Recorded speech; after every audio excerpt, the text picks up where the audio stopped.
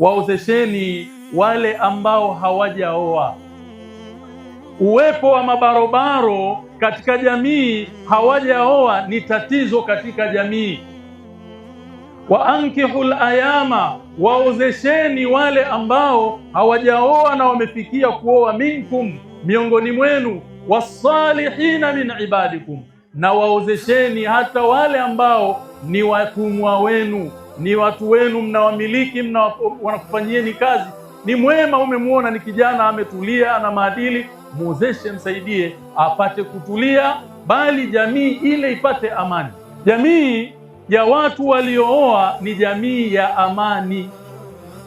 Unapokuwa katika jamii ambayo vijana wengi hawajaoa, hata huwezi kuwa na amani juu ya mabinti zao, huwezi kuwa na amani.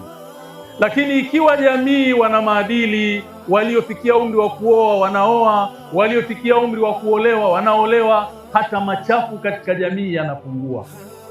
Ndio Allah akatuhimiza wa ankihu, waozesheni kupitia ndoa. Ndugu zangu katika imani, ndiyo mwanadamu anapata kukamilika. Mwanadamu mwanaume ambaye bado hajaoa na amefikia umri wa kuoa, bado hajatulia, hajapata utulivu. Na hii ndoa Allah subhanahu wa ta'ala ameijalia ndiyo njia sahihi ya kukidhi matamanio yetu ya kimaumbile. Ndoa katika Uislamu ndiyo msingi wa jamii. Ndio maana Uislamu umehimiza watu wakifikia umri wa kuoa waoe, na wale ambao wamefikia umri wa kuolewa waolewe.